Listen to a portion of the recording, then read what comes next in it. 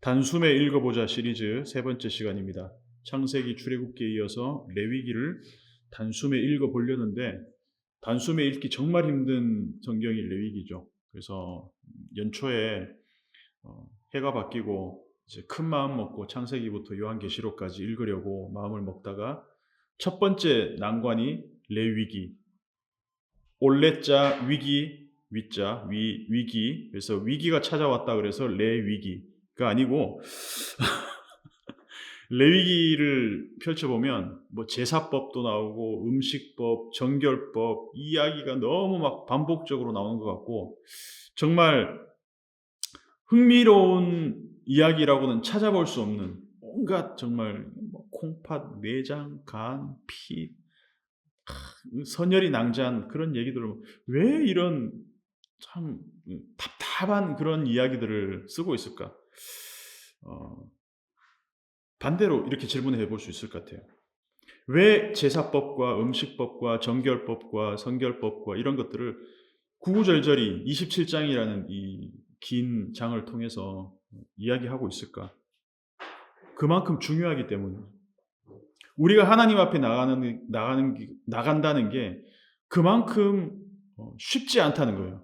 하나님과 우리의 이 간격이 너무 크기 때문에 이렇게 많은 규례를 통해서 우리가 성결해질 수 있고 거룩해질 수 있고 하나님 우리를 부르셨는데 하나님의 부르심에 그냥 달려가면 되는데 하나님은 우리를 부르셨지만 여전히 우리의 정체성은 애굽에 머물러 있고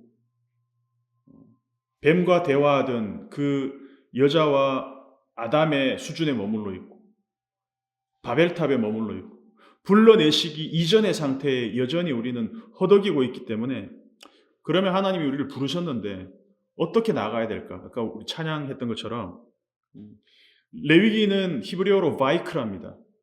하나님이 부르셨다. 바이크라 엘 모셰. 여기 1장 1절에서 하나님이 모세를 부르셨다. 하나님이 나를 부르셨다. 그러니까 레위기는 한마디로 하나님이 부르신 사람들을 위해 쓴 책입니다. 하나님은 혼돈과 공허로부터 질서와 조화가 있는 세계로 불러내심으로 창조를 시작했습니다. 하나님은 다시 애굽이라는 그 반창조의 세계, 다시 혼돈과 공허로 돌아간 그 세계에서 언뜻 보면 질서와 시스템으로 돌아가는 세계 같지만 바로는 인간을 생명이 아닌 기계로 보는 그런 반창조의 세계로부터 하나님이 다시 창조로 불러내십니다. 그리고 레위기는 불러내심을 받은 사람이 어떻게 살 것인가에 대한 삶의 규범을 다루고 있습니다. 창세기가 불러내는 이야기라면 출애굽기는 다시 불러내는 이야기고 레위기는 그 다시 불러냄을 받은 사람이 어떻게 살아가야 되는 이야기인가를 다루고 있다라고 정리해 볼 수 있겠습니다. 그래서 모세오경의 코어 창출 레민신 가운데 있는 레위기가 어떻게 보면 모세오경의 가장 중요한 이야기라고 할 수 있을 것 같습니다. 혼돈과 공허 가운데서 불러내심을 받고 바벨탑 같은 카오스의 세계에서 다시 불러내심을 받은 아브라함처럼 애굽이라는 질서를 가장한 반창조의 공간에서 불러냄을 받았던 이스라엘 사람 그리고 지금도 우리를 끊임없이 혼돈과 공허, 반창조, 무질서 그 세계로부터 우리를 하나님의 창조 세계로 불러내시는 그 불러냄을 지금도 받고 있는 우리는 어떻게 살아야 될까? Now what? 그 질문 앞에서 레위기가 우리에게 답이 되고 있습니다. 그래서 레위기는 피의 이야기도 아니고 그냥 복잡한 제사법만 있는 얘기가 아니라 하나님이 이토록 우리를 사랑하셔서 우리를 불러내셔서 우리와 함께 하시기 위해서 그 하나님의 사랑이 묻어있고 하나님의 은혜가 담겨져 있는 보물과 같은 책이 바로 레위기라는 것입니다. Now what? 어떻게 살아야 될 것인가? 바로의 세계로부터 구원받은 우리는 어떻게 살아야 하지? 그때는 바로가 구축한 그 시스템에 적응하면서 살면 됐지만 태어나 보니까 바로가 통치하는 이집트라는 그 잘 갖추어진 시스템 안에서 비록 나는 노예와 종 같은 신분이었지만 그냥 순응하면서 살면 되었었는데 하나님의 질서 안에서 이제는 새로운 규범을 가지고 살아야 되는 그 이야기들을 레위기가 우리에게 들려주고 있습니다. 그래서 레위기를 한마디로 압축하는 구절이 11장 45절입니다. 이거는 찾아서 읽어야 됩니다. 레위기의 11장 45절. 레위기의 핵심. 나는 너희의 하나님이 되려고 너희를 애굽 땅에서 인도하여 낸 여호와라. 내가 거룩하니 너희도 거룩할지어다. 카도시. 내가 거룩하니 너희도 거룩할지어다. 크도심. 보통 형용사나 동사는 복수형으로 형용사는 복수형으로 쓰지 않습니다. 영어로 You shall therefore be holy, for I am holy. holy, holy. 내가 거룩하니 너희도 거룩하라고 할 때 너희가 복수니까 holis 이렇게 쓰지 않습니다. 한국어도 마찬가지고. 근데 히브리어에서는 너희가 거룩하라고 했을 때 이 복수로 쓰여진 크도심. 그러니까 이게 무슨 말이냐면 거룩이라는 것은 어떤 상태라기보다는 정체성으로 해석해야 된다는 겁니다. 너희는 거룩한 자들이다. 거룩한 자들이 되라라는 것으로 해석을 해야 된다는 것이죠. 그래서 이 정체성은 상황에 따라 바뀌는 것이 아니라는 거예요. 나는 남자지만 어떨 때는 여자도 될 수 있는 존재가 아니라는 거예요. 내 정체성은 그냥 처음부터 끝까지 정해져 있는 것이죠. 하나님은 거룩하실 때도 있고 어떨 때는 안 거룩하실 때도 있는 분이 아니라는 거죠. 하나님의 정체성은 거룩하신 분입니다. 그렇다면 하나님이 부르신 백성은 하나님처럼 거룩한 존재로 부르심을 받았다는 것은 상황에 따라 선택적으로 내가 거룩할 수도 있고 안 했다가 거룩했다가 거룩하지 않았다가 할 수 있는 존재가 아니라는 거죠. 거룩한 존재로 너희는 이제 바뀌어졌다라는 선포가 되는 겁니다. 그래서 거룩을 좀 직관적으로 설명하면 이런 거죠. 1리터짜리 생수에다가 오줌 한 방울 딱 떨어뜨리면 마실 수 있습니까? 정말 목마르면 그래도 못 마시죠. 사막에서 한 열흘 정도 굶어 목마른 상태다. 그러면 마실 수 있겠지만 이제 못 마십니다. 왜? 이미 부정하게 되었기 때문에. 0.001%만 오염수가 들어가도 못 마십니다. 더 이상 생수가 아닙니다. 우리가 거룩해야 될 이유가 뭘까? 레위기가 여기에 대해서 답을 합니다. 하나님이 거룩하기 때문에 하나님이 불러내신 우리도 거룩해야 됩니다. 그래야 함께 가기가 가능합니다. 동행이 가능하다는 것이죠. 이스라엘이 광야 생활할 때 성막을 만들었습니다. 하나님이 거하시는 임재의 상징 성막을 만들고 그 성막 주위로 뭘 만들었어요? 캠프, 진을 만들었습니다.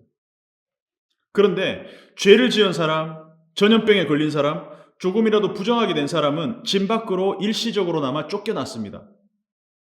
제사장에 의해서 다시 들어오게 될지는 이제 그 나중에 판단하는 것이지만 쫓겨났습니다. 그리고 다시 정결하게 될 때 진 안으로 들어올 수 있었습니다. 왜? 하나님과 동행할 수 없기 때문에. 부정하게 되면. 그래서 레위기에 그토록 길고 자세하게 제사법, 음식법, 이런 정결법에 대한 내용들을 기록하고 있습니다. 그만큼 우리가 거룩함에 이른다는 것은 어려운 일입니다. 거룩이 뭐냐? 한마디로 하면 하나님의 성품입니다. 카도시, 하나님은 거룩하신 분이다. 그래서 거룩을 어떤 도덕적으로, 윤리적으로 흠결이 없는 상태로 만드는 것이 아니라 흠결이 없는 진공 상태로 만드는 것이 거룩이 아니라 하나님의 성품을 담는 것, 그것이 거룩이다. 제사법이 1장부터 7장까지 쭉 나옵니다. 여기서 벌써 위기가 옵니다. 야, 이게 무슨 제사가 이렇게 많아? 그리고 이렇게 규례가 이렇게 많아? 번제, 소제, 화제, 화목제, 속죄제, 속건제. 죄가 그만큼 뿌리가 깊기 때문에 제사의 종류도 많다는 거겠죠. 의도적으로 지은 죄냐, 의도적으로 지은 죄냐, 아니면 고의성이 없는 죄냐에 따라서 제사법이 달라지고, 신분에 따라서 제사법이 달라지고, 경제적인 상황에 따라서 드려야 될 이 제물의 종류도 달라집니다. 경제적인 여유가 있으면 황소를 드릴 수 있지만 아주 가난한 사람들은 비둘기밖에 드릴 수 없어요. 비둘기조차 드릴 수 없는 사람은 곡식으로라도 드릴 수 있다는 것이죠. 번제라는 것은 말 그대로 다 태우는 제사입니다. 전적인 하나님에 대한 헌신이죠. 소제는 일상적인 감사. 화목제는 개인적인 죄보다도 누군가의 관계가 틀어졌거나 관계에서 오는 죄에 대한 화목. 그것이 회복되는 거. 이 화목제. 이 화목제 같은 경우는 이제 번제는 다 태워버리고 화목제는 끝나고 나서 그 제물들을 나눠 먹죠. 그리고 속죄제는 죄를 사하는 제사. 속건제는 실수나 잘못에 대해서 책임지고 배상하는 내용을 다루고 있습니다. 그러니까 자세하게 알 필요는 없지만 이만큼 이 제사의 종류가 많다라는 것. 그리고 정결법에 대한 이야기가 나옵니다. 정결이라는 것은 상태의 문제입니다. 정결과 성결 조금 좀 결이 달라요. 정결은 상태. 그래서 정결의 반대는 부정입니다. 타호, 탐매, 부정과 정결. 그래서 정결은 도덕적인 문제라기보다는 내가 하나님께 접근이 가능한 상태냐 아니냐를 정결하냐 아니냐로 따진다는 것이죠. 그래서 정결에 대한 것들이 쭉 나옵니다. 먼저는 몸의 정결입니다. 제일 먼저 개개인의 정결이 필요한데 우리가 몸을 정결하기 위해서 제일 중요한 게 뭘까? 음식이죠. 그래서 음식법에 대한 내용이 그렇게 나옵니다. 그래서 레위기는 어떤 것을 먹어야 되는지 음식에 대해서 아주 엄격한 구별을 먹어도 되는 거, 먹으면 되지 않는 것. 예를 들어서 굽이 갈라지고 되새김질하는 동물은 먹어도 됩니다. 근데 낙타 같은 경우는 되새김질은 하는데 굽이 안 갈라졌어요. 그럼 먹어도 돼? 안 돼? 안 돼. 부정해. 돼지는 이 맛있는 제육은 굽은 갈라졌지만 되새김질을 안 하기 때문에 부정합니다. 이 시대 살았으면 어떻게 족발 어떻게 못 먹는 거죠. 물고기 같은 그러니까 베드로 같은 사람은 막 정결한 거 부정한 거 막 한꺼번에 막 섞여서 내려오니까 먹으라 그러니까 못 먹습니다. 왜? 정결법에 의하면 먹어야 되는 게 정해져 있으니까. 물고기 같으면 지느러미와 비늘이 있는 건 먹어도 됩니다. 또 새도 먹으면 안 되는 것들 리스트가 있고 날개가 있고 네 발로 기어다니면 부정하다. 대신 네 발로 기지 않고 폴짝폴짝 뛰어다니는 것은 먹을 수 있다. 어쨌든 간에 몸의 정결, 음식의 정결, 그리고 출산도 마찬가지입니다. 여자가 임신해서 아들을 낳으면 며칠 동안 부정할까요? 7일 동안 부정합니다. 그래서 이 부정함이 딱 끝나는 8일째에 뭐를 합니까? 할례를 합니다. 그래서 난지 8일 만에 할례를 하는 것은 부정함이 끝나고 나서 하는 것이죠. 그리고 여자아이를 낳으면 7 곱하기 2, 7, 14일 동안 부정합니다. 그다음 15일째 되었을 때 이제 정결하게 되는 거죠. 그러니까 날짜가 지나면 저절로 정결해지는 것이 아니라 번제와 속죄제를 회막문 앞에 제사장한테 갖다 드려야 됩니다. 그래서 제사장이 속죄를 한 다음에 정결하게 됩니다. 생리를 하는 동안도 부정합니다. 피부에 병이 생겨도 부정합니다. 당연히 나병이 생기면 부정하고 격리가 됩니다. 나중에 제사장한테 검사를 받고 완치가 되었을 때도 제사장이 완치 판정을 내려야 정결해집니다.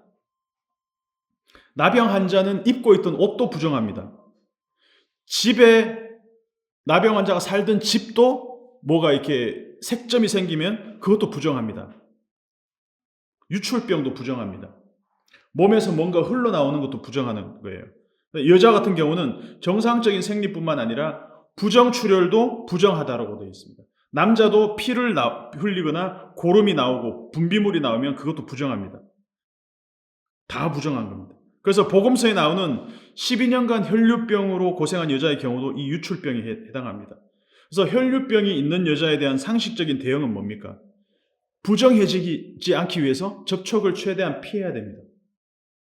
그래야 나도 부정하는 것을 막을 수 있습니다.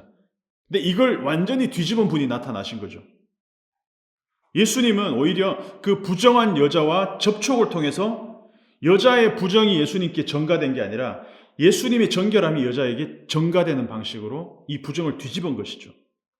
우리가 코로나 시대를 살았지만 팬데믹 때 할 수 있는 최선의 대책이 뭐였냐? 거리두기. 집합 제한. 그게 질병관리청 매뉴얼의 최고 대책이었습니다. 근데 예수님은 부정함의 문제를 완전히 반대로 접근한 것이죠. 먹는 것도 정결한 것, 먹는 것을 담는 그릇도 정결해야 되고 식기도 정결해야 됩니다. 출산, 생리, 유출병, 나병, 몸과 관련된 모든 규정에서 정결과 부정의 규례가 자세하게 나와 있습니다. 자, 이게 지금까지가 개인의 정결의 문제였다면 관계도 정결해야 됩니다. 개인과 개인의 관계도 제일 중요한 게 뭘까요? 성적인 것. 근친 관계에서 발생하는 성적인 문제를 다 다루고 있어요. 자기 살부치의 하체를 범하지 말라. 근데 왜 이런 성적인 문제들을 자세하게 다루고 있을까요? 실제로 애국 문화에서 아니면 가나안에 살고 있는 사람들 문화에서는 이런 일이 흔하게 있었기 때문입니다. 애굽에서 불러낸 사람들은 그들의 문화로부터도 불러냄을 받은 사람이어야 된다는 것이죠. 하나님이 가나안에다가 이 사람들을 심으려면 그 가나안에 살던 사람들의 그 근친적인 방식들을 버려야 된다는 것이죠.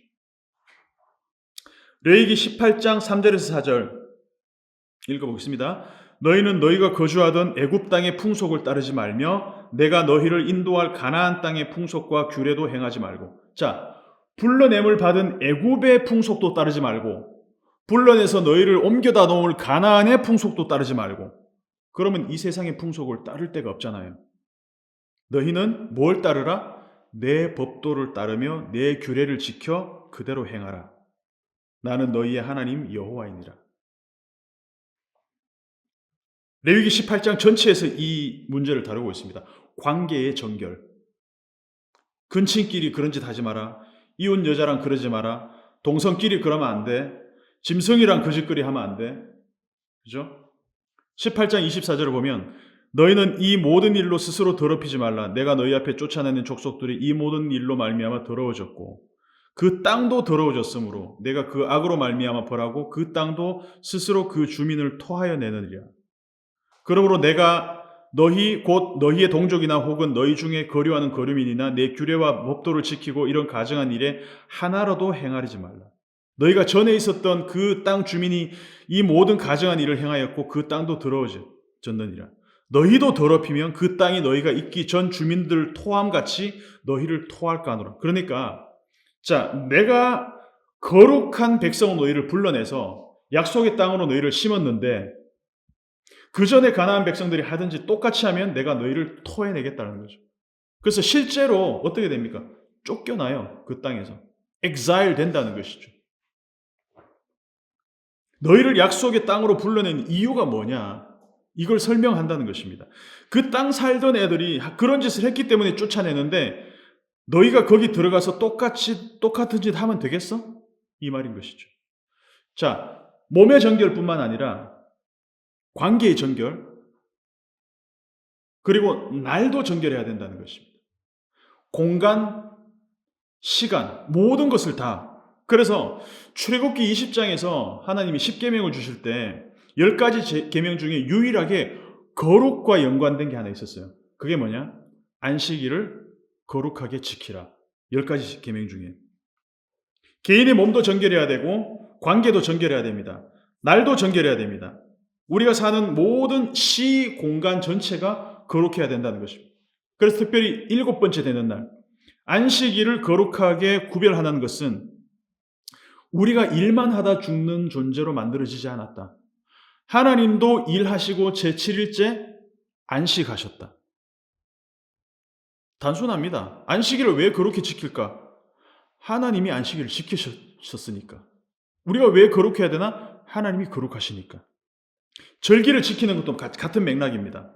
내가 너희를 불러낸 날을 기억해라. 유월절, 속죄일, 초막절 이런 날 전부 다 기억해서 안식일로 지키라는 겁니다. 이때는 빨간 날이 엄청 많았어요. 365일 중에 뭐 한 100일은 빨간 날, 다 쉬는 날이야. 안식일 쉬고 초막 절기가 엄청 많았어. 왜 멀쩡하게 살고 있던 애굽에서 불러내서 이 광야에서 이 천막 만들어서 살아야 되는지 1년에 한 번쯤은 이 천막에서 살면서 그날을 기억하라는 것이죠. 그게 초막절입니다. 이 절기들. 자, 안식일은 며칠 단위입니까? 일주일 단위잖아요. 6일 일하고 7일째 쉬는 거. 그러면 안식년이 있다면 1년 중에 7번째 달의 첫째 날도 쉬는 거예요. 달도 거룩하게. 그리고 년의 안식년도 있는 것이죠. 6년 후에 7년째. 자, 7년째는 타종도 하지 말고 1년을 통으로 땅을 쉬게 하는 것이죠. 땅도 쉬게 하고 사람도 쉬게 한다는 것입니다. 자, 그러면 안식년이 7번째 해잖아요. 그럼 7안식일 하면 77이 49년. 7번째 안식년 그 다음에 50년째를 뭐라고 합니까? 희년. 그럼 문제가 생겨요. 49번째 안식년 다음에 희년이 있으면 1년, 2년이 통째로 쉬는 거잖아요. 그럼 문제가 생기죠. 현실적으로. 뭐 먹고 삽니까, 우리? 레위기 25장 20절 한번 읽어보겠습니다. 25장 20절에서 22절까지, 레위기 25장 20절에서 22절까지 같이 읽어보겠습니다. 시작. 만일 너희가 말하기를 우리가 만일 7째 해에 심지도 못하고 소출을 거두지도 못하면 우리가 무엇을 먹으리요 하겠으나 내가 명령하여 6째 해에 내 복을 너희에게 주어 그 소출이 3년 동안 쓰기에 족하게 하리라. 너희가 8째 해에는 파종하려니와 묵은 소출을 먹을 것이며 9째 해에 그 땅에 소출이 들어오기까지 너희는 묵은 것을 먹으리라. 이게 하나님의 배려라는 겁니다. 한 해 동안 쉬면 뭐하고 삽니까? 심지어 희년과 안식일이 겹쳐버리면 2년을 어떻게 먹고 살란 말입니까? 그래서 하나님은 6째 해에 3년 동안 쓰기에 족할 거를 주겠다. 묵은지를 주겠다. 갓 담은 김치 먹었는데 3년 후에는 묵은지 좀 먹어. 너희가 농사 지어서 먹고 사는 게 아니라 내가 너희를 먹이는 거야. 땅이 통째로 2년을 쉬어도 내가 너희를 먹이기 때문에 걱정하지 마. 하나님이 이 시스템을 만들어 주셨다는 거예요. 이게 안식일, 안식년, 희년을 통해서 우리에게 주시는 하나님의 레슨이라는 것이죠. 만나가 매일 떨어지다가도 안식일에는 안 떨어졌어요. 그러면 그 전날에 안식일 끝까지 하나님이 주셨다는 거죠. 정결이 하나님께 나아갈 수 있는 자격과 상태를 다룬다면 성결은 정체성의 문제입니다. 아까 얘기했지만 거룩. 그래서 거룩함, 히브리어로 카도시인데 성결법은 크두샤입니다. 그래서 이거를 정리를 해보면 부정함에서 정결하게 하시고 그 정결한 하나님과 함께할 자격이 있는 사람이 거룩함으로 나아간다는 것입니다. 순서로 말하면 그렇게 되는 것이죠. 다음에 땅에 대한 얘기를 한번 좀 해볼게요. 레위기에서 땅은 굉장히 중요한 개념입니다. 땅은 본질적으로 소유가 아니라 하나님으로부터 잠시 얻어서 쓰는 공간이죠. 그래서 25장 23절을 읽어보면 토지를 영구히 팔지 말 것은 토지는 다 내 것임이니라. 너희는 거류민이요 동거하는 자로서 나와 함께 있느니라. 이게 레위기의 핵심 주제입니다. 땅은 너희가 살아갈 공간이지만 내가 함께 있을 때 의미가 있는 것이다. 땅은 전부 누구 것이다? 하나님 것이다. 너희는 본질적으로 나그네다. 게르. 그래서 나그네는 우리는 항상 움직이는 실존이라는 것을 알려줍니다. 그래서 2년 동안 땅을 강제로 쉬게 하는 이유가 뭘까? 너희가 이 땅에서 소유권을 딱 가지는 순간 너희가 스스로 땅에 대한 통제권을 너희의 권력으로 쓰려고 할 거라는 것이죠. 이 땅이 영원히 내 거가 되는 순간 어떻게 될까요? 내가 죽어도 이 땅은 내 거여야 돼. 그래서 내 자식한테 상속하겠죠? 그 자식은 또 그 자식한테 상속하겠죠? 그 땅에서 일을 하기 위해 고용된 사람들은 영원한 을이 됩니다. 소유자가 되는 순간 의도하지 않아도 나는 그 땅에 갑질을 하게 된다는 것이죠. 에덴으로 한번 돌아가 보면 에덴을 만드신 다음에 하나님은 아담에게 에덴의 소유권을 다 넘겨주셨나요? 자, 이거 다 네 땅이야 했나요? 에덴 몇 번지 이거는 네 땅. 이렇게 안 했었다는 거죠. 하나님은 아담 명의로 에덴을 등기부 등본을 에덴에게 주지 않으셨어요. 경작하고 다스릴 권한만 주셨어요. 한마디로 하나님을 대신해서 그 에덴 땅을 관리하도록 뭘 한 것이다? 아웃소싱한 거다. 마찬가지입니다. 처음부터 그랬어요. 가나안 땅을 주셨다고 해서 이스라엘 백성들이 이 땅의 소유자가 된 게 아니라는 거예요. 멀쩡히 살고 있는 팔레스타인 쫓아내고 이스라엘 이거 우리한테 주셔서 그 땅에 대한 소유권을 이런 개념이 아니라는 거예요. 종으로 평생을 살던 사람들도 희년에는 자유인이 될 수 있는 자격이 있어. 나가고 싶다. 저 자유인 되고 싶어요. 그러면 풀어줘야 됩니다. 근데 애굽에서는 어땠습니까? 종신 노예였습니다. 내가 노예면 내 자식도 노예. 내 자식의 자식도 노예. 그렇게 400년을 살았어요. 그래서 바로는 악착같이 자기 노예들을 풀어주지 않으려고 했습니다. 왜? 다 내 건데. 우리가 거룩하신 하나님 앞에 나아가는 방법은 이론적으로는 두 가지입니다. 첫 번째는 우리가 완전하게 거룩한 존재가 되어서 하나님 앞에 나가는 것. 불가능하죠. 그래서 두 번째는 나의 죄를 대신해서 죽을 희생 제물을 통해서 나아갈 수 있습니다. 그래서 이 제사를 통해서 중보자 역할을 하는 것이 누구냐? 제사장이죠. 제사장은 하나님과 죄인 사이를 연결하는 역할을 합니다. 제사에 필요한 게 뭐가 있습니까? 제사장도 필요하지만 희생 제물이 필요하죠. 내가 드릴 제사를 제사장이 대신 드려준다면 내가 드릴 죽음을 희생 제물이 대신 죽는 것입니다. 그래서 죄인인 나는 살고 제물이 된 동물이 대신 죽는 것이죠. 그런데 오늘 이제 마지막입니다. 히브리서를 보면 레위기의 완성이신 예수 그리스도를 히브리서에서 계속 이야기하고 있습니다. 그래서 레위기와 히브리서를 연결해서 보면 이렇게 예수님이 구약의 제사를 완성하셨구나라는 것을 알 수 있습니다. 레위기의 모든 제사법, 정결법, 음식법, 성결법을 예수 그리스도가 단번에 완성했다라고 히브리서에서 선언을 하고 있습니다.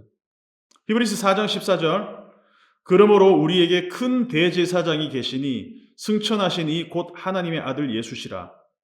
우리가 믿는 도리를 굳게 잡을지어다.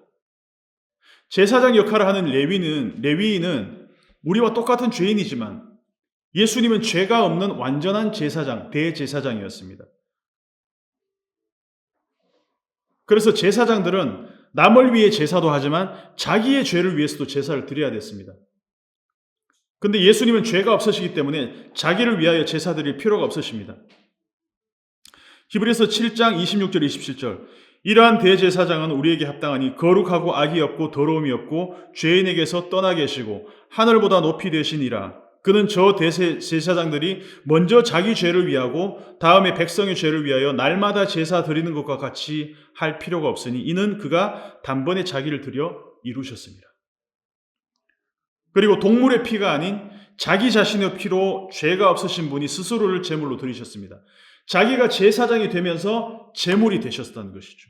히브리서 9장 12절 염소와 송아지의 피로 아니하고 오직 자기의 피로 영원한 속죄를 이루사 단번에 성소에 들어가셨느니라.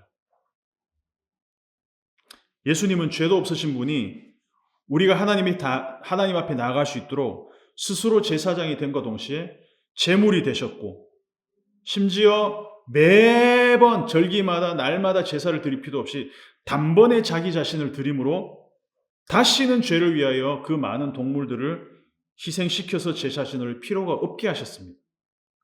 단회적이면서도 완전한 제사를 자기 몸으로 드리셨다. 히브리서 10장 14절을 그가 한 제물로 거룩하게 된 자들을 영원히 온전하게 하셨느니라. 다시 죄를 위하여 제사 드릴 것이 없느니라. 결론입니다. 레위기가 결코 지루한 책이 아닙니다.